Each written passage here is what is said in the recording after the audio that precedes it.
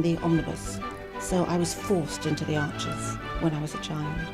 And look, it's come back to bite me later on. I'm awash with the stuff.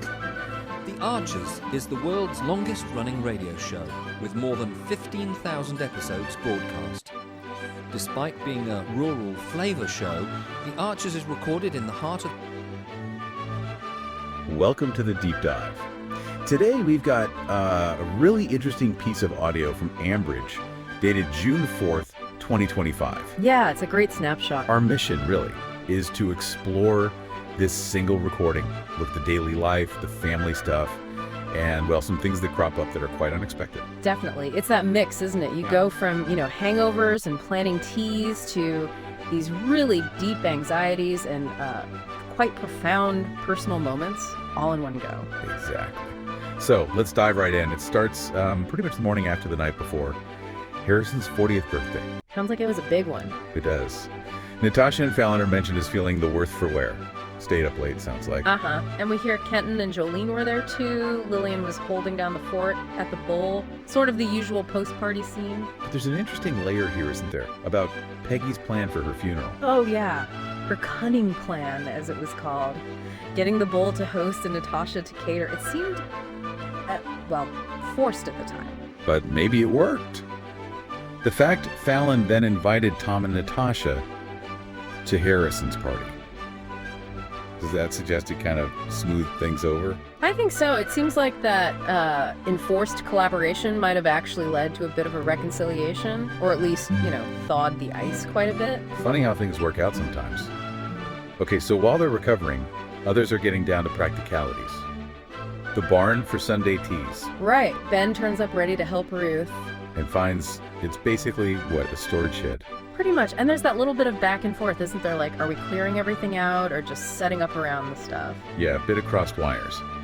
Especially with Fallon due early the next day to get it sorted. Mentioning hay bales, trestle tables, just those little details of getting an event ready. Very relatable, that kind of minor chaos. Totally. It grounds it. Yeah. But then the tone shifts quite a bit.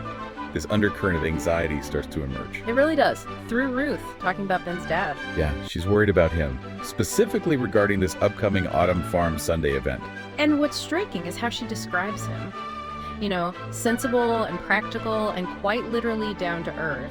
Not someone you'd expect to be, catastrophizing. But that's exactly what he's been doing, apparently. Yeah. Imagining something terrible happening, feeling embarrassed about it. He even nearly canceled the whole thing. Which is so unlike him, by the sounds of it. It really highlights that anxiety can affect anyone, regardless of their usual personality. And Ben tries to step in, doesn't he? With his health professional background. Offering techniques, breathing exercises, visualizations, trying to help him get perspective. But his dad kind of brushes it off, says talking to Ruth helped, but now he just needs to focus on work. Yeah, it's that difficulty, isn't it? Admitting vulnerability or accepting that kind of help, especially maybe for someone who sees themselves as very practical. It's tough. It really is. Shows how sometimes just talking helps, but other times people resist the tools, I suppose. Precisely. And that theme of things not quite being what they seem, it takes another huge turn later in the recording. Right, over at the Laurels, Lillian gets a message. From Christine, saying someone wants to meet her there about Peggy. And Justin's reaction is, typically Justin, maybe. Oh, yes. He immediately leaps to the most cynical conclusion possible. That Peggy secretly married someone at the Laurels and gave them all her money. Exactly. All the dosh is gone, he says. He's even willing to bet on it. Which Lillian points out is pretty insensitive, given their mom just died. Understandably. It's that instant suspicion, often about money, that can just cloud everything. But then the person actually arrives, Arthur. And he's not what Justin expected at all. Described as this dapper gentleman, very well dressed. Background in Savile Row tailoring, apparently. Yeah. Notices details like nice shoes, ties, clearly very articulate. Became good friends with Peggy. A regular visitor. And he's there to talk about Peggy's money, but not in the way Justin thought. No. He's there to express gratitude. Because Peggy made a generous donation, not to a secret husband, but to a local dementia support network. Wow. And Lillian and Justin had absolutely no idea. None whatsoever. It completely pulls the rug out from under Justin's theory.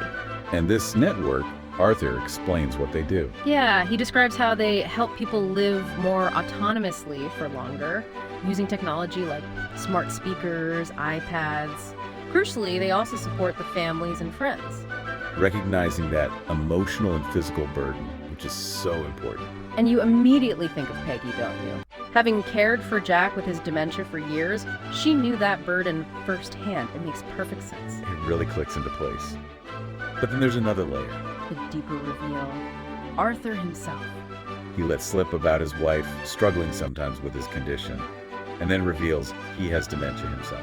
And Lillian and Justin are just stunned. Wouldn't have guessed that in a million years, one of them says, because he seems so completely together. Articulate, explaining everything so clearly. And Arthur's take on it is just brilliant. He credits the support network for helping him manage so well.